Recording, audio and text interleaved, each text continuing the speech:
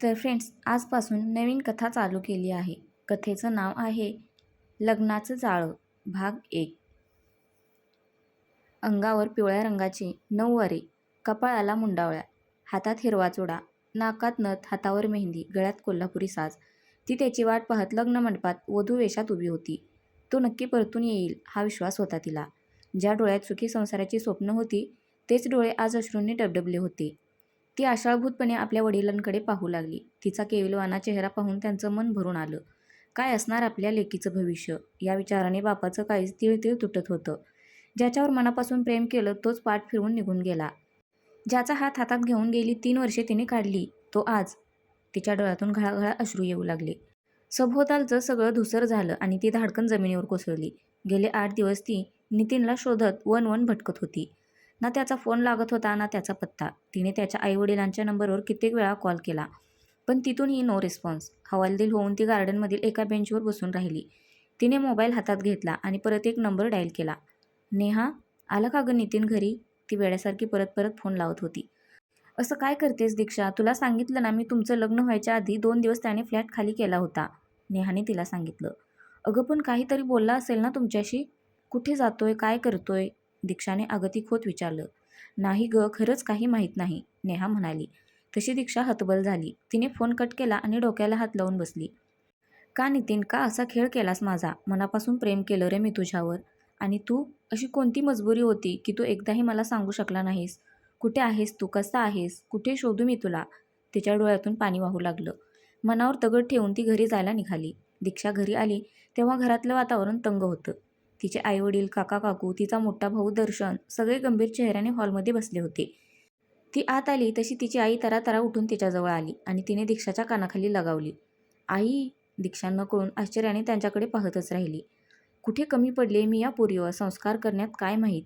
लाज कशी वाटली नाही ग तुला? आमचा विचार नाही आला डोक्यात एकदाही? आई तावातावाने बोलत होती. आई, काय झाले सांगशील का नीट? दीक्षाने त्यांचा हात पकडला तसा त्यांनी तो झटकून दिला. मी सांगतो ना काय झाले ते. दर्शनने तिला हाताला धरून सगळ्यांच्या मध्ये आणून उभं केलं. काय आहे हे? कोण आहे हा मुलगा? दर्शनने चिडक्या आवाजात दीक्षाला विचारलं. तसं तिचं लक्ष खाली गेलं. समोर टिपॉयवर काही फोटो पसरले होते. ते पाहून दीक्षाला धक्का बसला. तिने पटकन ते फोटोज हातात घेतले आणि डोळे मोठे करून पाहू लागली. बाबा, बाबा, मी खरंच सांगते, मी नाही ओळखत या मुलाला. आई, दादा, प्लीज. दीक्षा कळवळून सगळ्यांकडे पाहायला लागली. ओळखत नाहीस तर त्याच्यासोबत गळ्यात गळे घालून फिरत कशी होतीस? प्रेम एकावर आणि चाळे दुसऱ्यासोबत? शी! तिची काकू संतापून म्हणाली. काकू, खरंच मी नाही ओळखत ग याला. माझं फक्त नितीनवर प्रेम आहे. प्लीज विश्वास ठेवा माझ्यावर, दीक्षा हात जोडत म्हणाली. ती बाबांच्या पायापाशी बसली. बाबा, तुम्ही तरी विश्वास ठेवा ना माझ्यावर, दीक्षाने रडत सांगितलं. तशी तिच्या बाबांनी मान फिरवली. ती पुढे काही बोलणार तोच बेल वाजली. दर्शनने जाऊन दरवाजा उघडला आणि तसाच समोर पाहत बसला. कोण आहे दर्शन? सुधाकरने विचारलं. सासरे बुवा, येऊ का आत? एक दमदार आवाज कानी पडला आणि दीक्षासह सगळेजण दाराकडे पाहायला लागले. त्या व्यक्तीला पाहून दीक्षा स्तब्ध झाली.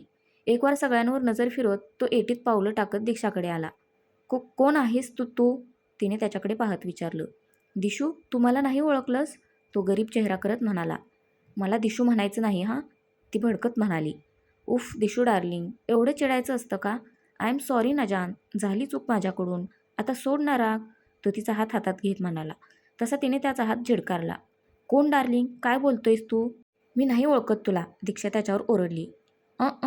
जान, आवाज खाली करून बोलायचा हां माझ्याशी. मी प्रेमाने बोलतोय ना तुझ्याशी, तो चिडत म्हणाला. बाबा, ट्रस्ट मी, मला नाही माहीत हा कोण आहे. हे फोटोज कसे आले इकडे? मी याला पहिल्यांदा पाहते बाबा, दीक्षा गयावया करत सांगू लागली. सासरे बुवा, now she is staying my patience हां. आता मीच सत्य सांगतो तुम्हाला. आम्ही गेले 4 वर्ष रिलेशनशिपमध्ये आहोत, एकत्र फिरतोय. आता तुम्ही सांगा, छोटी मोठी भांडणं कुठल्या कपलमध्ये होत नाहीत? आमच्यातही झाले काही गैरसमज, पण म्हणून लगेच मला सोडून ही दुसऱ्याशी लग्न करायला निघाली. हे योग्य आहे का? तो गंभीर चेहऱ्याने म्हणाला. तर तू काय बोलतोयस? 4 वर्ष? वेड लागले का तुला? हा खोटं बोलतोय बाबा. मी गेले 3 वर्ष नितीनसोबत आहे. आणि हा, दीक्षा बोलतच होती की बघा आणखी एक खोटं. बरं ठीक आहे, तो कोण नितीन आहे त्याला बोलावं इकडे आत्ताच्या आत्ता. काय तो सोक्षमोक्ष लावून टाकू, तो हाताची घडी घालत म्हणाला. आता मात्र दीक्षा निरुत्तर झाली. काय झालं जान? फोन लावतेस ना नितीनला? तो तिरकस हसत म्हणाला. तो तो गायब आहे, तिने अडखळत भरल्या डोळ्यांनी सांगितलं. तसा तो जोरजोरात हसायला लागला. What a story. यू मीन तो तुझा सो कॉल्ड बॉयफ्रेंड ज्याच्यासोबत तू 3 वर्षे फिरतेस तो अचानक गायब झाला. चांगला जोक मारतेस हा जान. I don't know you have such a great sense of humour. तो अजूनही हसत होता आणि ती खाली मान घालून उभी होती. तुम्ही तुमची ओळख नाही सांगितली. इतका वेळ शांत असणारे सुधाकर शेवटी बोलले. ओह सॉरी हा सासरेबुवा. मी दक्ष कारखानेच. DK ग्रुप ऑफ इंडस्ट्रीज नाव तर तुम्ही ऐकलंच असेल. त्याचा मालक. त्याने एटीत त्याची ओळख करून दिली. तसे तिकडे असलेल्या सगळ्यांचे डोळे विस्फारले. अगदी दीक्षाचे सुद्धा. DK group of industries. बाबा हा धडधडीत खोटं बोलतोय. अहो मी काम करते तिकडे. हा मालक असणं शक्यच नाही. दीक्षा डोळे पुसून तिच्या बाबांसमोर उभी राहिली. तुमचा माझ्यावर विश्वास नसेल तर तुम्ही गुगल करा सासरेबुवा.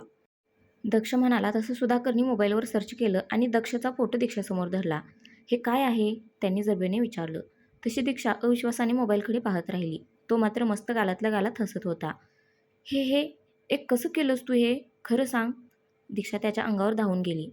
ओ इझी जान, इतका राग चांगला नाही. सासरेबुवा, तुमची मुलगी फारच रागावते आणि हट्ट तर काय विचारूच नका.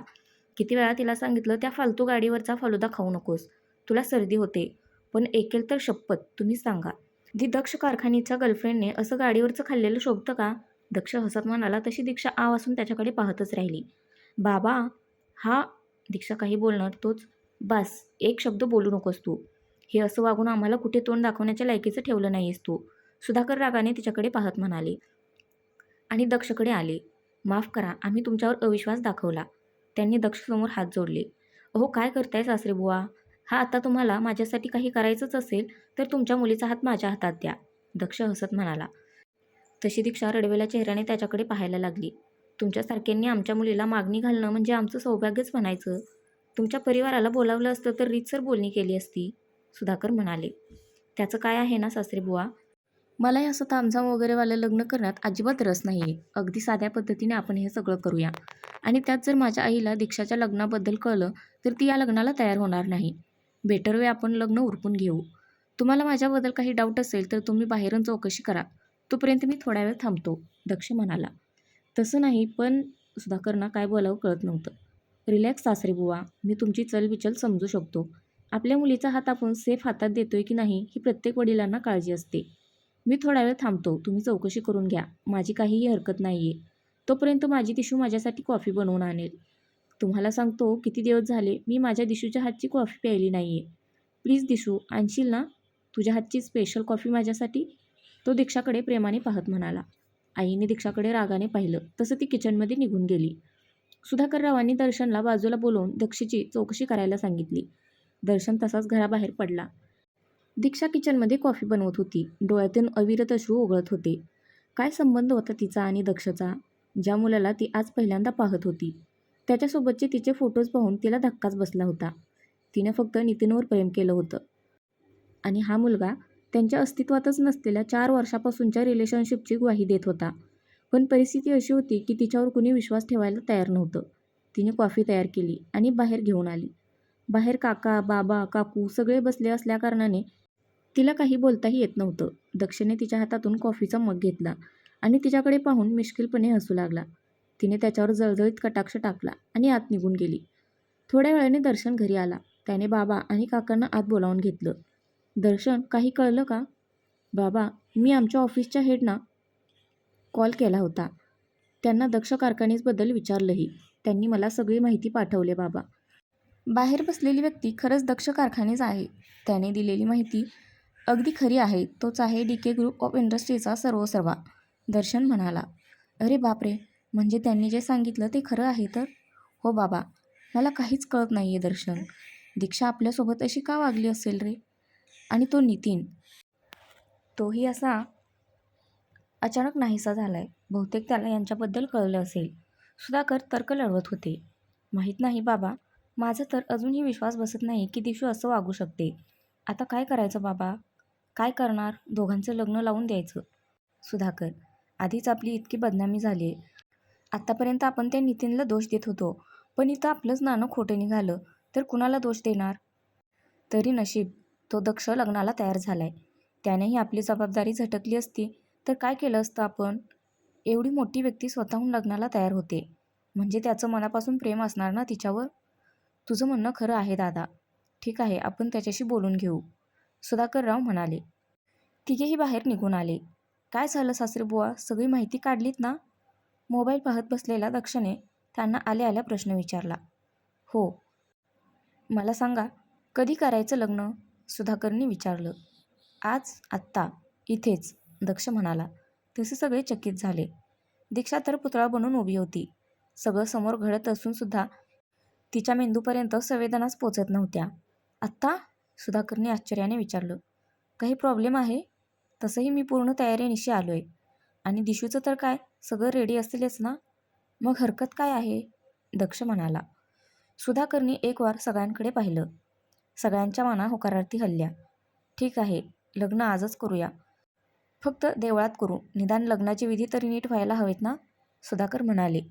नो प्रॉब्लेम सासरीबुवा. तसा दक्ष हसत दीक्षाजवळ गेला. Hey sweetheart, get ready, you are getting married. तिला जवळ घेत तो तिच्या कानात पुटपुटला. ती फक्त त्याच्याकडे पाहत राहिली. दर्शन घरातून बाहेर पडला आणि पुढची तयारी करायला निघून गेला. दीक्षाची आई तिला तयार करायला आत घेऊन गेली. काय करणार होती ती तरी? ज्या मुलावर प्रेम केलं तो दगा देऊन गेला आणि ज्याला ओळखतही नाही अशा मुलाच्या नावाचं कुंकू तिच्या कपाळी सजणार होतं. आरशासमोर उभं राहून तिने एक हताश सुस्कारा सोडला. जे काही घडत होतं ते नक्कीच संशयास्पद होतं. कोण होता तो? का आला होता अचानक तिच्या आयुष्यात? काय नातं होते तिचं त्याच्याशी? काय हेतू होता त्यांचा? एक ना अनेक प्रश्नांनी तिच्या डोक्यात थैमान घातलं होतं. पण एक मात्र होतं की ती गप्प बसणार नव्हती. तिला पडलेल्या प्रत्येक प्रश्नाचं उत्तर आता तिलाच शोधायचं होतं. तर फ्रेंड्स, कथेचा पहिला भाग कसा आहे कमेंट करून सांगा. धन्यवाद.